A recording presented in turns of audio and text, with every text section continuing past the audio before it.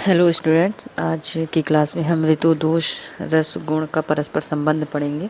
रस का गुण में या दोष का रस के साथ कैसा गुण होता है, आगे हम देखते हैं। दोषों का ऋतु अनुसार संचय प्रकोप का ज्ञान अथवा रसानुसार प्रकोपक एवं शामक रसों का ज्ञान तथा गुणानुसार प्रकोपक एवं शामक गुणों का ज्ञान होना। मतलब हमें ये पता होना चाहिए कौन सी ऋतु में कौन सा दोष संचय हो रहा है, उसका ज्ञान हमें होना चाहिए। और उसमें कौन सा रस लेना चाहिए, कौन से रस का शमन होता है, कौन सा रस प्रकोपक की ओर जा रहा है। ऋतु दोष का परस्पर संबंध। एक वर्ष में 6 ऋतुएं होती हैं। पहला शिशिर, दूसरा बसंत, तीसरा ग्रीष्म, वर्षा, शरद और हेमंत। ये 6 ऋतुएं होती हैं जो एक साल में होती हैं। अब देख लेते हैं कौन सी ऋतु में कौन सा मास आता है ना। शिशिर ऋतु मास क्या है? शिशिर ऋतु में माघ फागुन, बसंत में चैत्र वैशाख, ग्रीष्म ऋतु में ज्येष्ठ आषाढ़, वर्षा श्रावण भाद्रपद, शरद अश्विनी कार्तिक, हेमंत मार्गशीर्ष पौष। इनके नाम तो याद ही करने पड़ेंगे। अप्रोक्सीमेशन देख लीजिए कि शिशिर में क्या आता है, जनवरी और फरवरी। बसंत ऋतु मार्च और अप्रैल। ग्रीष्म ऋतु में ज्येष्ठ आषाढ़ आता है तो मई और जून। वर्षा ऋतु में श्रावण भाद्रपद, जुलाई और अगस्त आता है। शरद ऋतु अश्विनी और कार्तिक, सितंबर। और हेमंत ऋतु मार्गशीर्ष पौष, तो नवंबर दिसंबर। 6 ही ऋतुएं होती हैं, तो 2-2 मास का एक ऋतु होता है। इसका श्लोक देख लेते हैं एक बार। क्या है? चय प्रकोप प्रश्मा वायोर्ग्रीष्मादिषु त्रिषु वर्षादिषु तो पित्तस्य श्लेष्मण शिशिर आदिषु। अर्थात ग्रीष्म ऋतु में वात का संचय होता है और वर्षा ऋतु में पित्त का तथा शिशिर में श्लेष्मा का। वायोर ग्रीष्मादिषु कहने का तात्पर्य है यह वात का ग्रीष्म आदि ऋतुओं में क्रमशः संचय और प्रकोप एवं प्रशम या प्रशमन होता है। अर्थात ग्रीष्म में संचय, वर्षा में प्रकोप एवं शरद में शमन होता है। इसी प्रकार पित्त का वर्षादि ऋतु में क्रमशः संचय प्रकोप एवं प्रशम होता है। अतः पित्त का वर्षा ऋतु में संचय, शरद में प्रकोप तथा हेमंत में प्रशम होता है। तथा कफ का शिशिर आदि ऋतुओं में क्रमशः संचय प्रकोप प्रशम कहने से तात्पर्य है कि श्लेष्मा का शिशिर ऋतु में संचय, वसंत ऋतु में प्रकोप और ग्रीष्म में प्रशम होता है।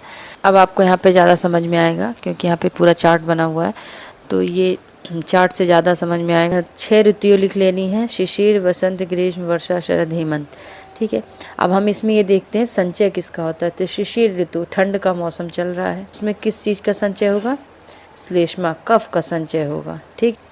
फिर वसंत ऋतु, वसंत ऋतु में प्रकोप किसका हो रहा है? कफ का हो रहा है। वसंत ऋतु में ही वमन का विधान बताया गया है। तो इसका हो गया कि संचय किस में होता है, कफ का या श्लेष्मा का? तो शिशिर ऋतु में।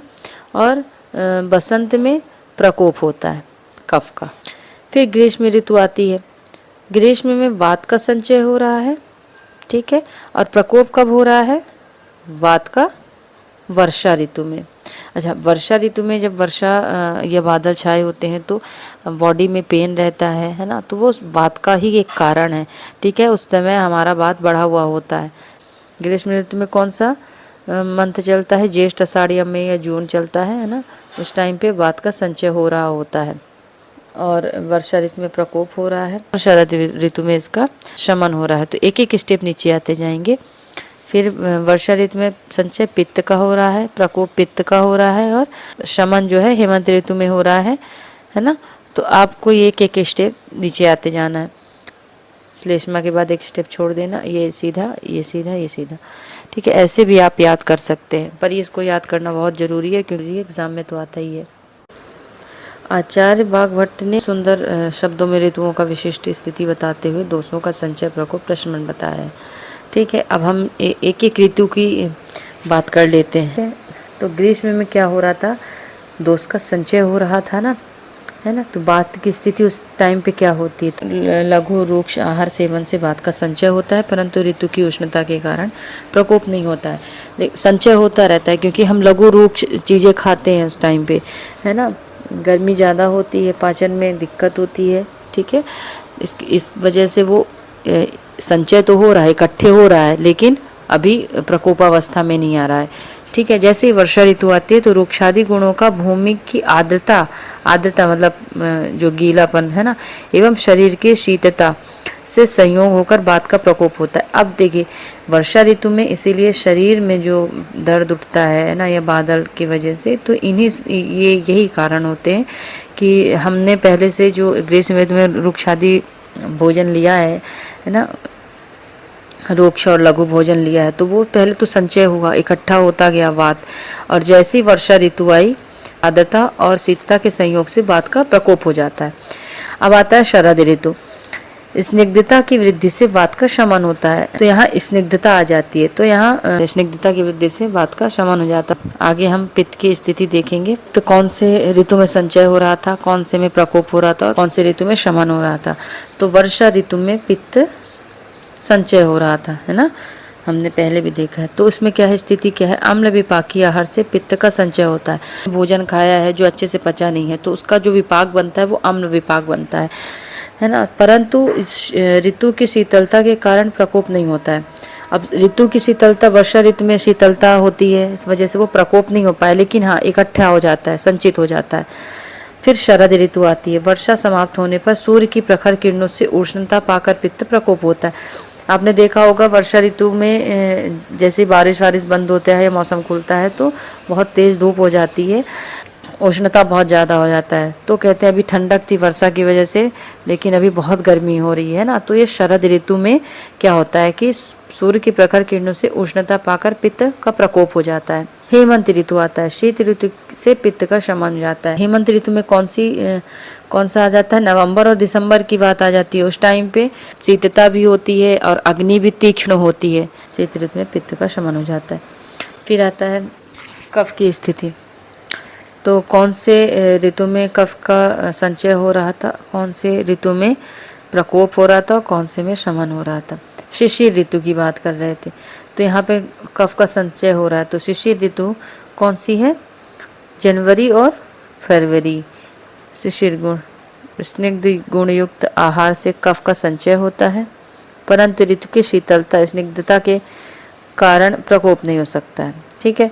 तो कफ का संचय हो गया है, और ऋतु की शीतलता के कारण, क्योंकि इस समय ठंड का मौसम होता है, तो वहाँ क्या होता है, कफ संचित हो जाता है, ठीक है। वसंत, शीतलता की कमी से, अब यहाँ क्या वसंत ऋतु आ गया ना, तो वसंत में मार्च और अप्रैल की बात हो रही है। तो अब मार्च अप्रैल में क्या, ठंड तो मार्च से ही कम हो गई, मतलब फरवरी लास्ट से कम होने लगती है ना। तो यहाँ अब उष्णता होने लगेगी, ठीक है। शीतलता की कमी से स्निग्धता का उष्णता के संयोग होकर कफ का प्रकोप होता है। अब यहाँ कफ का प्रकोप होने लगेगा। इस मौसम में ही आपको देखेंगे ज़्यादा तो सर्दी जुकाम ज़्यादा होती है ना, क्योंकि उस समय जो संचित कफ होता है उस समय वो पिघलता है उष्णता के कारण, ठीक। तो यहाँ प्रकोप हो जाता है। ग्रीष्म में रुक्षता की वृद्धि होने पर कफ का शमन होता है। अब यहाँ पे रुक्ष वाले मौसम आ जा रहे हैं। ग्रीष्म ऋतु में क्या, मई और जून आ गई, उस टाइम मतलब इतनी गर्मी होती है, वो कफ का शमन कर देता है। तो ग्रीष्म ऋतु में आके कफ का शमन हो जाता है। उपयुक्त 6 ऋतुओं में शिशिर, बसंत और ग्रीष्म में सूर्य उत्तर दिशा में गमन करता है, अतः उसे उत्तरायण कहते हैं, ठीक है। तो 6 ऋतुओं में क्या है, शिशिर, बसंत और ग्रीष्म में जो है, तो जो सूर्य होता है वो उत्तर दिशा में गमन करता है ना। तो शिशिर में कौन सा है, जनवरी और फरवरी में। तो जब अपन मकर संक्रांति को त्यौहार होता है उस टाइम पे ही सूर्य जो होता है वो उत्तरायण होता है। उत्तरायण पृथ्वी के सौम्य अंश और प्राणियों के बल को ले लेता है ना। हम लोग बात किए थे ना कि उत्तरायण में, अभी उत्तरायण में हमने 3 ऋतुएं देखी, कौन से, शिशिर, बसंत और ग्रीष्म। तो शिशिर कौन सा, जनवरी फरवरी। अब ये जनवरी फरवरी चल रहा था, है ना, ठंडा मौसम। फिर अब और कौन सा है, वसंत ऋतु। तो बसंत अब मार्च अप्रैल और ग्रीष्म ऋतु मई जून, तो उस टाइम पे क्या है, पृथ्वी के सौम्य अंश और प्राणियों के बल को लेता है। उस टाइम पे कितना बल क्षीण हो जाता है, बिल्कुल थके थके से रहते हैं, कोई काम करने का मन नहीं होता। गर्मी का मौसम ही ऐसा होता है ना। तो वो उत्तरायण की ओर जब शुरू होता है तब ऐसा होता है। अतः इसे आदान काल भी कहते हैं ना। उत्तरायण काल को क्या कहते हैं, आदान काल भी कहते हैं। अब आती है 3 और ऋतुओं, कौन सी आती हैं, तो वर्षा, शरद और हेमंत। वर्षा में तो जुलाई और अगस्त आ रहा है ना, और शरद में कौन सा आ रहा है, सितंबर और अक्टूबर, ठीक है। और हेमंत में कौन सा आ रहा है, नवंबर दिसंबर। इन ऋतुओं में सूर्य दक्षिण दिशा में गमन करता है, अतः इसे दक्षिणायन कहते हैं। दक्षिणायन पृथ्वी के सौम्यांश और प्राणियों को बल देता है, अतः इसे विसर्ग काल कहते हैं। ये आपको पता होना चाहिए कि जब सूर्य उत्तरायण हो रहा है कौन सा काल आता है, आदान काल आता है। जब दक्षिणायन हो रहा है तो विसर्ग काल आता है। ऋतुओं के अनुसार आहार विहार का सेवन करने से व्यक्ति स्वस्थ रहता है, अन्यथा रोगी। आहार विहार ऋतु के अनुसार करेगा तो स्वस्थ रहेगा, और नहीं करेगा तो रोगी रहेगा। उदाहरण, शरद ऋतु में पित्त का स्वभावतः प्रकोप रहता है। ऐसे में यदि उष्ण आहार विहार का सेवन किया जाए तो पित्त अत्यधिक प्रकोपित होकर पित्तजन्य रोग उत्पन्न करता है। इसी प्रकार शिशिर ऋतु में कफज शीतल आहार विहार का सेवन करने से कफ का प्रकोप होता है तथा कफज रोग उत्पन्न होते हैं। अतः ऋतु अनुसार ही आहार विहार का सेवन करना चाहिए। रस दोष का परस्पर संबंध। सबसे पहले तो हम रस जानेंगे। तो रस क्या है, मधुर, अम्ल, लवण, कटु, तिक्त, कषाय। दोष हमने पहले पढ़ा है कि वात पित्त कफ होते हैं। तो दोष नामक रस पहले तो हमको मधुर, अम्ल, लवण, कटु, तिक्त, कषाय ये रस पता होने चाहिए। और अगर वात बढ़ा हुआ है ना, तो उसमें वात का शमन करने के लिए, है ना, वात अगर प्रकोपित है, वात ज़्यादा बढ़ा हुआ है, तो उसमें कौन सा रस देना चाहिए जिससे वात का शमन हो जाए या बात शांत हो जाए। तो मधुर, अम्ल, लवण, ठीक है। और अगर कफ प्रकोपित है ना, तो उसमें क्या करना चाहिए, कफ को शांत करने के लिए कटु, तिक्त और कषाय रस देना चाहिए। इनके अपोजिट है, ये वात का शमन करते हैं लेकिन कफ को बढ़ाते हैं, और ये कफ का शमन करते हैं लेकिन वात को बढ़ाते हैं। अब पित्त का क्या है, मधुर, तिक्त और कषाय, ये जो है वो पित्त का शमन करते हैं, लेकिन पित्त को प्रकोपित कौन करता है, अम्ल, लवण और कटु। ये 3 जो होते हैं वो पित्त को प्रकोपित कर देते हैं। आगे हम देखेंगे गुण दोष का परस्पर संबंध। जिस प्रकार दोषानुसार रसों का सेवन करना चाहिए, उसी प्रकार आहार द्रव्य के गुणों की समीक्षा करके ही दोषानुसार उसका सेवन करना चाहिए। उदाहरण क्या है इसका, वात यदि अपनी प्रकोपावस्था में है तो वात प्रकोपक गुणयुक्त आहार जैसे रूक्ष, शीत, लघु आहार का सेवन नहीं करना चाहिए। कहने का मतलब वात पहले से ही बढ़ा है, और वात का गुण क्या है, तत्व, रूक्ष, लघु, शीतकर, सूक्ष्म, श्वलो, नीला। तो अगर हमें पता है कि ये रूक्ष गुण वाला कोई चीज़ हम खा रहे हैं तो उसको नहीं खाना चाहिए, अवॉइड करना चाहिए। शीत गुण है, शीत गुण से भी वात बढ़ रहा है। लघु गुण है, लघु गुण से भी वात बढ़ रहा है, तो हमें उस चीज़ को अवॉइड करना चाहिए।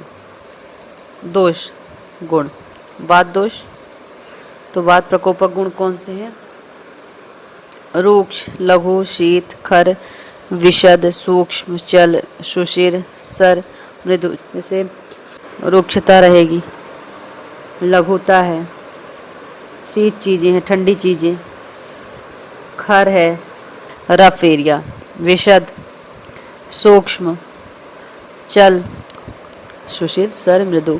पित्त प्रकोपक गुण कौन से, उष्ण, लघु, तीक्ष्ण, तीक्ष्णता रहती है, विदा उत्पन्न करता है, मृदु, स्निग्ध, सर, पिच्छिल, चिपचिपा टाइप का, लक्षणम, सूक्ष्म द्रव्य।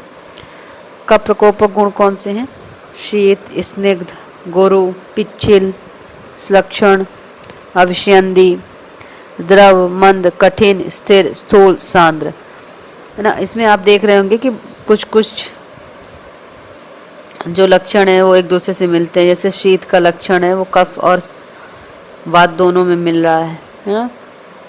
स्निग्ध गुण है, स्निग्ध गुण और पित्त में मिल रहा है। पिच्छिल, पिच्छिल पित्त में भी है। स्लक्षण, स्लक्षण कफ में पित्त में दोनों में। अविशेंदी कफ बस में है। द्रव, मंद, कठिन, स्थिर, स्थूल और सांद्र।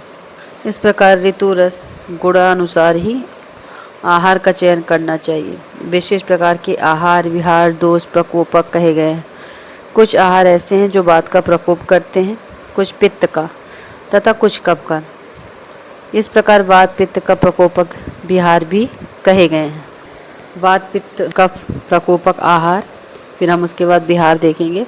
तो वात प्रकोपक आहार क्या है?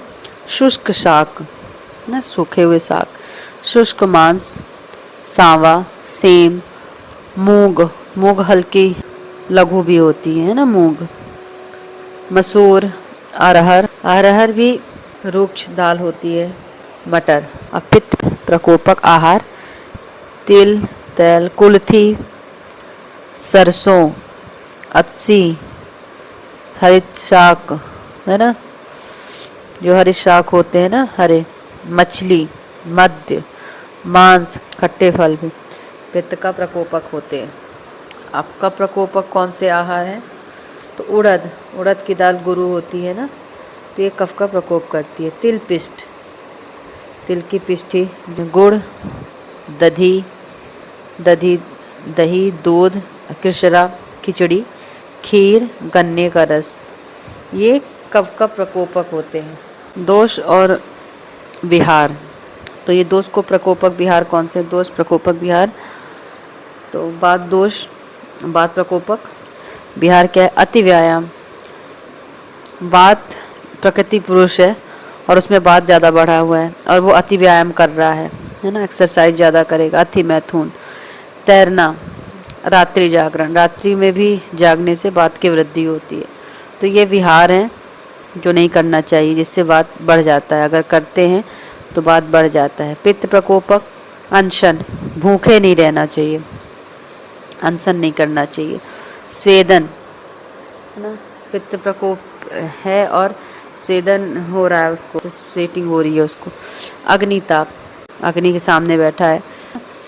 कफ प्रकोपक दिवा स्वप्न, दिन में सोने के लिए इसीलिए वर्जित किया जाता है क्योंकि दिन में सोने से कफ वृद्धि होती है, कफ प्रकोप हो जाता है। ग्रीष्म ऋतु में ही दिन में सोने का विधान किया गया है। क्या? अव्यायाम, कफ बढ़ा हुआ है लेकिन वो कोई व्यायाम नहीं कर रहा है, मतलब एक जगह में बैठा है तो बैठा है, तो बिल्कुल व्यायाम ना करना। और वात प्रकोप में क्या कर रहा था? वात बढ़ा हुआ है तो बढ़ा हुआ है फिर भी व्यायाम कर रहा है, और यहाँ कफ बढ़ा है फिर भी कोई व्यायाम नहीं कर रहा है, बैठा है आलस से। अब कोई व्यायाम नहीं करेगा, आलस में बैठा है। शीत वायु, और ऐसी जगह पे है जहाँ शीत वायु चल रही है तो कफ प्रकोपक। तो आज हमने अभी क्या देखा? वात पित्त कफ दोष प्रकोपक आहार देख लिया और प्रकोपक विहार देख लिया। नेक्स्ट टॉपिक है अहोरात्र आयु भोजन अनुसार दोषों का जैविक ताल। अहो का मतलब दिन होता है, रात्र या रात्रि या रात है ना, आयु एज है ना, भोजन अनुसार दोषों का जैविक ताल। अब अष्टांग संग्रह का आचार्य बागभट्ट ने बड़े ही सुंदर शब्दों में दोषों का अहोरात्र व्यय एवं भोजन अनुसार प्रकोपावस्था का वर्णन किया है। सबसे पहले हम इसका श्लोक देख लेंगे। अष्टांग संग्रह ने दिया है, वै अहोरात्रि भुक्तानाम ते अंत मध्य अधिगः क्रमात्। तो वै एज, अहो मतलब दिन होता है, रात्रि एवं भुक्त अन्न का जो अंतिम मध्य और आदि काल है वह बात आदि का प्रकोपक काल होता है। सबसे पहले हम क्या देखेंगे? स्थिति है ना, जैसे हमने देखा दिन है, रात्रि है, आयु है, भोजन है, ठीक। तो अब वात प्रकोप, पित्त प्रकोप और कफ प्रकोप। दिन में कब वात का प्रकोप होता है, कब पित्त का प्रकोप होता है, कब कफ का प्रकोप होता है, ठीक है। अहो दिन, तो संध्या के समय वात का प्रकोप होता है, पित्त का प्रकोप मध्याह्न होता है और कफ का प्रकोप प्रातःकाल होता है। अब रात्रि में वात का प्रकोप कब होता है? तो अंतिम प्रहर में। पित्त प्रकोप मध्य रात्रि में और कफ का प्रकोप प्रारंभिक प्रहर में होता है। ठीक है, तो अर्ली मॉर्निंग। आयु, वृद्धावस्था में वात का प्रकोप होता है, पित्त प्रकोप युवावस्था में होता है और कफ का प्रकोप बाल्यावस्था में होता है। तो वृद्धावस्था में वात हमेशा बढ़ा हुआ होता है, वो कुछ कुछ बोलते रहते हैं, है ना, हाथ पैर हिलते रहते हैं उनको भी नींद कम आती है। रात्रि में आप देखेंगे ज़्यादा तो नींद कम आएगी। युवावस्था में पित्त प्रकोप ज़्यादा होता है और बच्चों में कफ का प्रकोप ज़्यादा होता है। भोजन, वात प्रकोप अगर है तो परिपक्वावस्था है, अब पित्त प्रकोप है तो पश्चिमानावस्था है और कफ प्रकोप है तो आमावस्था। अर्थात दिन के प्रथम प्रहर प्रातः काल में कफ का, द्वितीय प्रहर मध्याह्न में पित्त का, अंतिम प्रहर संध्या में वात का प्रकोप होता है। इसी प्रकार रात्रि के प्रथम प्रहर में, अब रात्रि हो गई है ना, तो प्रथम प्रहर में कफ का, द्वितीय प्रहर में मध्य रात्रि में पित्त का तथा अंतिम प्रहर सूर्योदय से पूर्व वात का प्रकोप होता है।